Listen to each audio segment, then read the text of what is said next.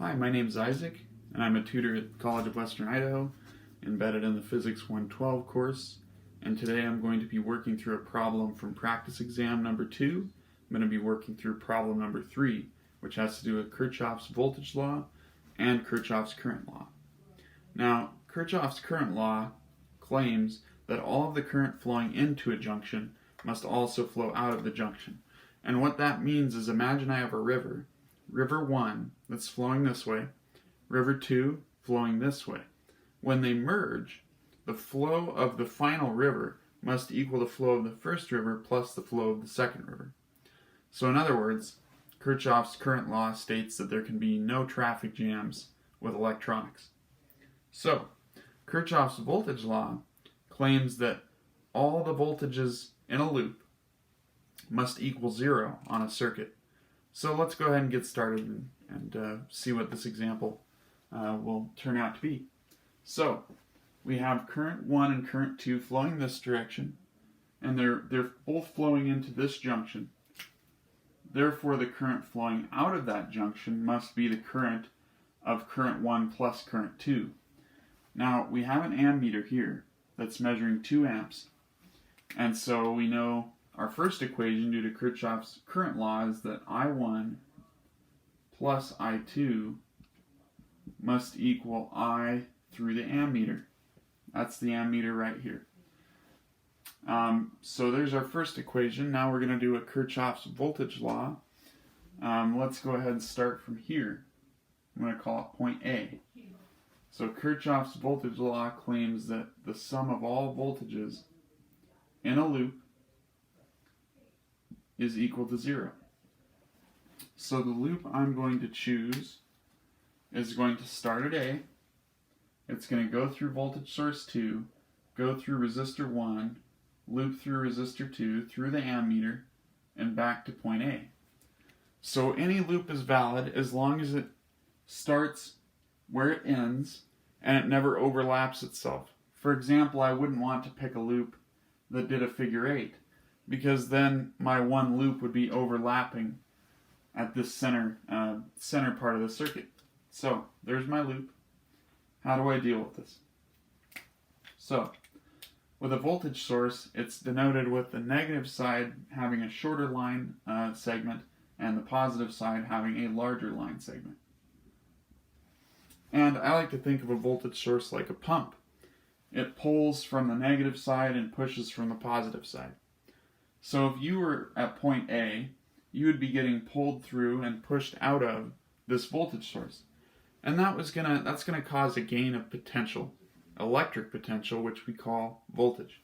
So the first part of this equation is we gain the voltage from the second voltage source, V sub 2. Now we come up to resistor 1, and we're flowing across a resistor. Resistors like to restrict flow. And by restricting flow, they're also dissipating wattage. And we know that wattage is in some ways related to potential. So we're going to lose potential to the resistor. And we're going to use Ohm's law, which states that V equals I times R. Because we don't know the voltage drop across this resistor, but we do have a symbol for the current going through it, and we do know the resistor value. So if V equals I times R, then the voltage we lose across R1 is going to equal to the current flowing through R1, which happens to be I2, times the resistor value that we're flowing through, which is R1. Alright. The next resistor we come to is R2, and we're going to subtract the voltage drop across R2, which equals I times R. Now we look at what the current is flowing through R2. The current flowing through R2 is I1 plus I2, which we called I through the ammeter, I sub A. And so we're going to lose the current A times resistor value 2. The current flowing through the resistor multiplied by the resistor itself. Next we go through the ammeter, which affects the circuit negligibly. So we're just going to ignore what it does to the circuit. It's just giving us this reading of 2 amps.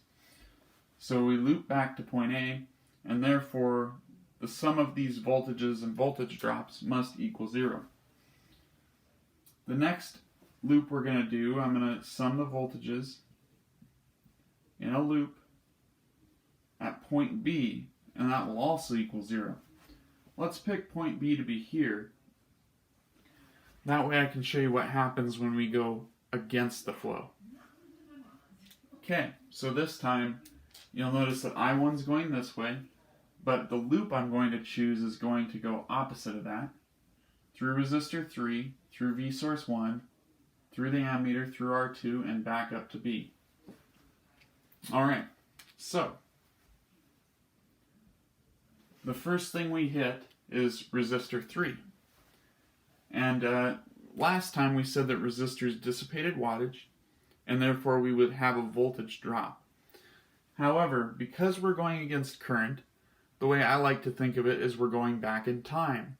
So, if forward in time we lost energy to resistors, backwards in time we would gain energy back from the resistor. So, this time it's going to be positive current times resistance. V equals I times R.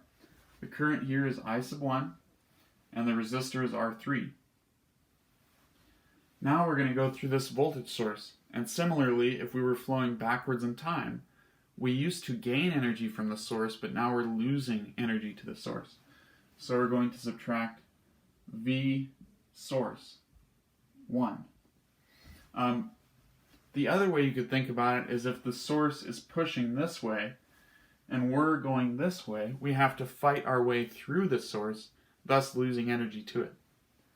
So at this point we come back around and through the ammeter, and now we have to go through resistor 2. This time the current's flowing this way, so we're fighting the current, which means that at a resistor we're going to gain energy back. So we're going to add the current in that branch, which is I, times the resistor value, which is R2. And at that point we've looped back to point B, and thus completed the circuit. And so now we have 3 equations and 3 unknowns, and the next video we'll be solving for V sub 2, I sub 2, and I sub 1.